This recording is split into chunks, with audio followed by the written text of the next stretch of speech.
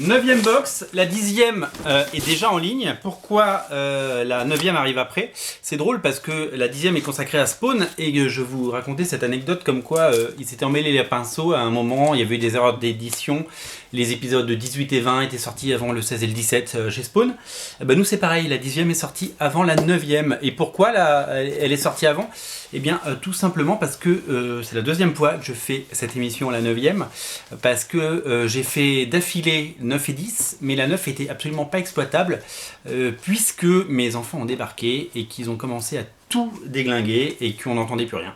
Donc j'ai décidé de ne pas la diffuser, j'ai diffusé l'autre, la 10e, mais du coup la 9 n'était pas faite. Donc voilà, 47 secondes pour vous expliquer que je dois la refaire. J'espère qu'ils ne vont pas redébarquer. Alors, comme d'habitude dans chaque box, il y a une pile de comics qui n'est pas rangée, notamment les derniers épisodes de la série que j'adore, Little Depressed Boy, et qui a eu droit à une version française. Le premier arc avait été traduit en français, et chez un petit éditeur, et c'est dommage qu'il n'y en ait pas eu plus, puisque c'était plutôt pas mal. Donc qu'est-ce que j'ai là-dedans?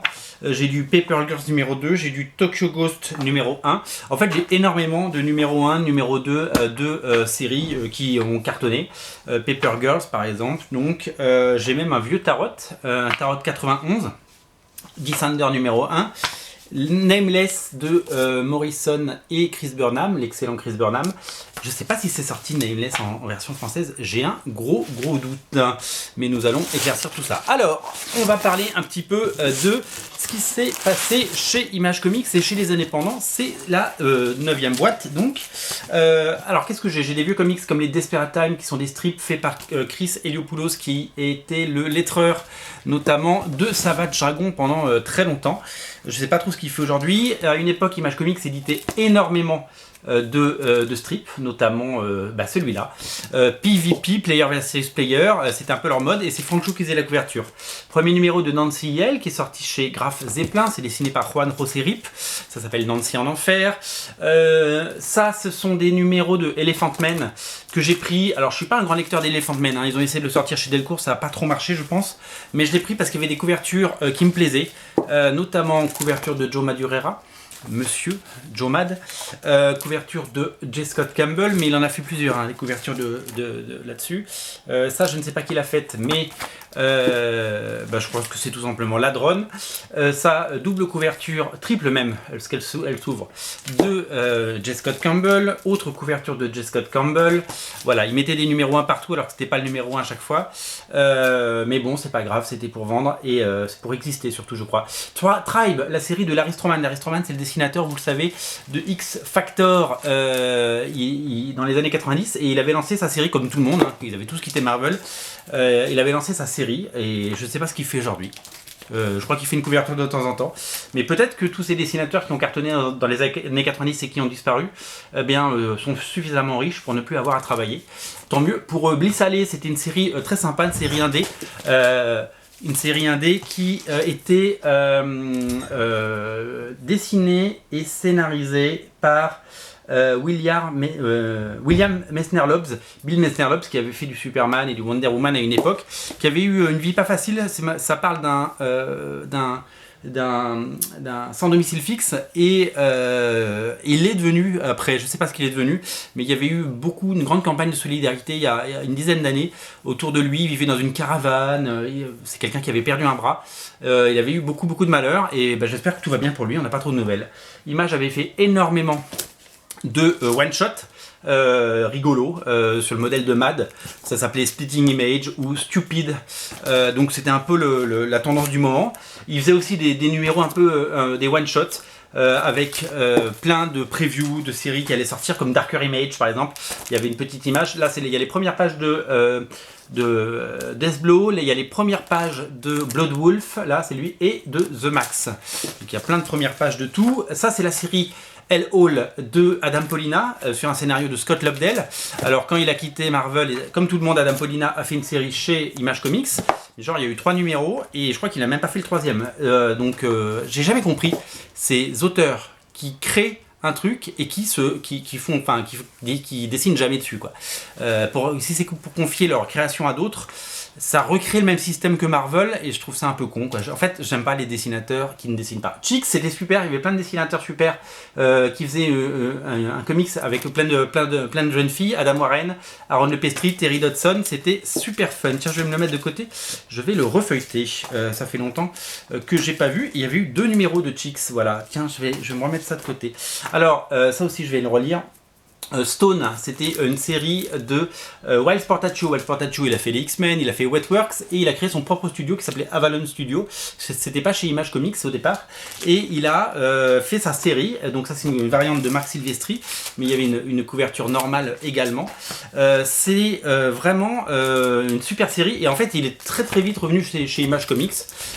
Et donc, pareil, je vais me refeuilleter ça et c'était plutôt pas mal. Et il avait créé tout un univers avec plein de comics et c'est là qu'on avait découvert notamment le dessinateur Jay Anacleto qui avait fait une série qui s'appelait Aria. Je pense que ça va arriver très vite. Aria, on va en parler. Donc Stone, voilà, Aria, la série donc Avalon Studio toujours, la série de Jay Anacleto qui a fait donc qui fait beaucoup de couvertures depuis ces derniers temps et qui avait Jay Anacleto, il avait fait la suite de Marvel, ça s'appelle L'œil de l'objectif. Et ça a été, c'est un comics qui a été réédité là, tout dernièrement. Voilà. Donc il y avait eu plein de séries Aria, donc c'était chez Image Comics. Et à la fin, ils ont fait disparaître le label Avalon Studio. Voilà. Il y a eu même un Summer spécial, Summer Spell. Ça, j'ai compris la blague. Il avait fait une autre série qui s'appelait Athena Inc., couverture de Campbell. Voilà. Ça, super série de Aaron Lopestri. Je me trompe, Aaron Weisenfeld, pardon, qui avait fait Team 7 et il a fait une série qui s'appelait Guardian Angel. Il y a eu 2 numéros. Je crois que la suite n'est jamais sortie, mais c'était un grand classique d'Image Comics. Il y avait très peu de suites dans les idées. Il lançait des séries, puis il y avait 2 numéros et ça disparaissait. On n'a jamais eu la suite. C'était très frustrant. Série Crimson Plague de George Perez, donc qui est sorti plein de fois chez plein d'éditeurs, notamment chez Image Comics. Ils avaient créé un label Gorilla Comics. En fait, Image Comics a été créé, vous le savez, par des autres dessinateurs de Marvel Superstar qui ont quitté Marvel pour créer Image. Il y a eu des grosses ventes. Et en fait, il y a eu un pool d'auteurs au milieu des années 90 qui se sont dit on va refaire la même chose chez Image. On va créer un label dans Image qui s'appellera Gorilla Comics et on va faire la même chose et ça va tout péter. Sauf qu'on était en pleine crise des comics et que ça n'a pas marché et ça s'est pas vendu. Donc il y avait Crimson Plague par exemple, la série de Perez, mais il y avait aussi Shock Rockets qui est sorti chez Delcourt. Kurt Busiek, Stuart Timonen, voilà, donc ça c'était plutôt pas mal. Et il y avait toujours le gorille. Et en fait, ce qui prouve que quand des dessinateurs stars ont décidé de créer Image, ça a cartonné. Quand des scénaristes stars ont essayé de faire des choses, ça s'est beaucoup moins bien passé. Avant de faire Kick-Ass, John Romita Jr. avait déjà fait une série à lui, ça s'appelait The Grey Area chez Image. Il y avait eu 3 numéros. Ça a été publié par Semic, je crois, à l'époque, en français. Et c'était assez intéressant, je suis content de les avoir. The Ride, série avec plein de dessinateurs et de scénaristes. Avec notamment Adam Hughes, Brian Stilfreeze, c'était plutôt pas mal, j'ai les premiers numéros. Girl Scout de Jim Mahfood, alors je suis un grand fan de Jim Mahfood, ça c'est la 2e série de Girl Scout. C'est assez indé, c'est assez graphe comme dessin. Il avait fait Stupid Comics avec plein de petites vignettes d'une page avec des histoires de sa vie, des petites histoires de cœur, c'était adorable, j'avais pris tous les numéros. Il avait fait Felt, il a fait plein de choses. Ça, le premier numéro de Firebracer, c'est la série qui avait été lancé en même temps que Invincible de Robert Kirkman, c'est signé Phil Lester et Andy Kuhn.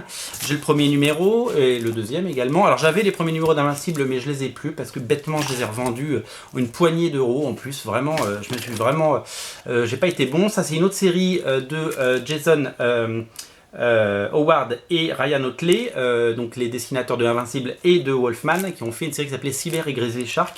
C'est une réédition, mais je l'aime bien. Invincible, ça, ils avaient fait un one-shot en plein milieu de la série avec une couverture de David Finch. C'était pour un peu relancer la série. Vous le savez, il y a un comic dans Invincible qui s'appelle Science Dog. Et Kirkman et Cory Walker ont fait la série de Science Dog, c'est plutôt pas mal. Dynamo 5 que j'avais édité, il y a eu 24 numéros et après ils ont fait une autre série qui s'appelait, alors ça c'est un numéro 0 de Mahmoud Asrar, mais après il y a une autre série qui s'appelait Sins of the Father qui était une espèce de relance de Dynamo 5, mais qui n'a pas vraiment cartonné, voilà, qui avait des qualités. J'ai toujours aimé cette série, j'ai les 3 premiers numéros. Halloween Eve de Amy Readers, voilà.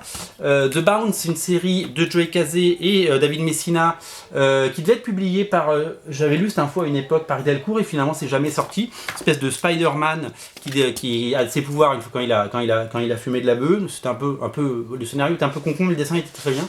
Undying Love, c'est sorti en version française, chez Atlantic BD, je crois, de mémoire. C'était sorti chez Atlantic BD, c'était pas mal. Tom Cocker, c'était plutôt pas mal. Moi j'adore Tom Cocker, graphiquement je trouve que c'est vraiment très chouette. Là j'ai un Walking Dead Free Comic Book Day, ça ne vaut rien, c'est juste du plaisir. J'ai Walking Dead 100 avec la couverture de Quietly. J'ai, bah voilà, Little Depressed Boy. J'avais vraiment aimé, je trouve que cette série est aussi bien que Scott Pilgrim. Et je trouve que cette série aurait mérité plus de sorties en France, il aurait fallu tout sortir. Et c'est surtout que c'est une série qui aurait mérité d'avoir vraiment une véritable distribution, voilà, je cherchais le mot, une véritable distribution, parce que c'était vraiment fait par une association, je crois. Ça avait été très très bien fait. Mais malheureusement il n'y a eu qu'un tome et comme toujours et puis ça a été pas très bien diffusé. Faudrait peut-être que j'essaie de recontacter ces gens qui avaient fait ça. En tout cas ils avaient fait un très bon travail. Near Death, la série de Farber, c'est donc le même scénariste que Dynamo 5. Ça c'est sorti en version française aussi, je sais plus chez qui. 10 Grand, sorti chez Delcourt, c'était Straczynski et Ben Temple-Smith, donc j'ai les premiers numéros. J'aimais bien ce qu'il faisait. Apocalypsa, une autre série de Straczynski, dessinée par je ne sais pas qui. Happy de Grant Morrison, qui a fait l'objet d'une série télé, je crois qu'il y a eu 2 saisons. J'ai les premiers numéros de Saga également. Et ouais, j'ai les premiers numéros de Saga, je suis comme ça, moi. Je suis comme ça. Saga, je suis content de les avoir. C'est du premier tirage. Marine Man qu'on a édité chez Glénat Comics. J'ai adoré Marine Man. C'est vraiment une super série. C'était fun, c'était grand public. Je comprends pas que ça n'ait pas eu plus de succès. Le dessin était chouette, l'histoire était chouette. C'était vraiment super. J'ai vraiment beaucoup aimé ce comics. J'aurais aimé qu'il y ait une suite, mais visiblement ni en France ni aux États-Unis il y a eu de succès, donc il n'y a jamais eu de suite. Il y avait eu 6 numéros. On a fait une belle intégrale chez Glénat Comics. America's Got Powers, la série de Jonathan Ross et Brian Hitch, qui est sortie en 2 tomes et qui n'a pas du tout marché. Ah bah, j'avais pris 2, vous voyez, j'en avais même pris 2, j'étais tellement fou, pensant que ça allait prendre de la valeur, certainement. Jonathan Ross est une star de la télé en Angleterre et Brian Hitch, il a fait Ultimates. Et après avoir fait Ultimates, il a fait plein de projets qui ressemblaient à Ultimates, mais qui n'ont jamais été aussi bons. Notamment America's Got Powers, qui n'a pas eu le succès escompté. Il y a eu 7 numéros.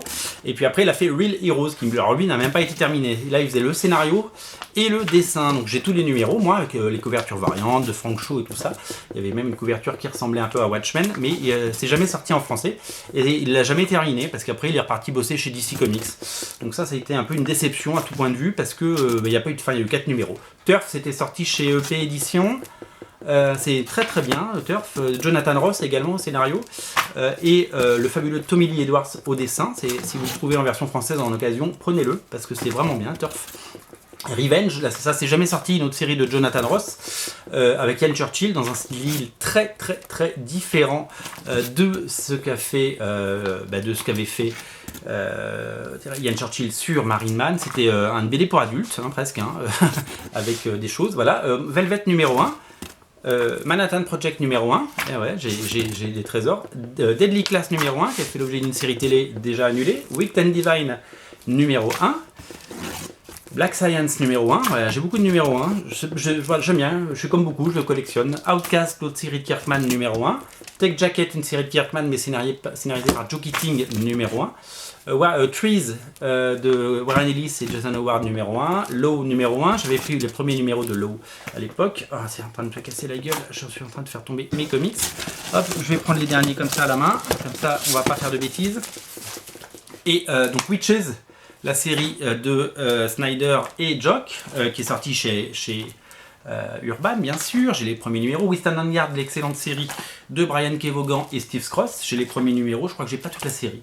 Je crois que j'ai que les 4 premiers, alors qu'il y en a 6. Ouais, c'est ça. Et après, les premiers numéros de I Hate Fairyland de Scotty Young. Voilà pour Ouais, bah voilà pour les différents comics, images comics de cette première boîte, parce qu'il y a plein d'autres comics, images comics que je n'ai pas évidemment sous la main, parce qu'ils sont ailleurs, dans d'autres boîtes, mais comme c'est la 9e et qu'on a déjà fait la 10e émission, vous allez voir, il y a d'autres boîtes de comics à regarder ensemble. Eh ben, on se dit à demain, salut.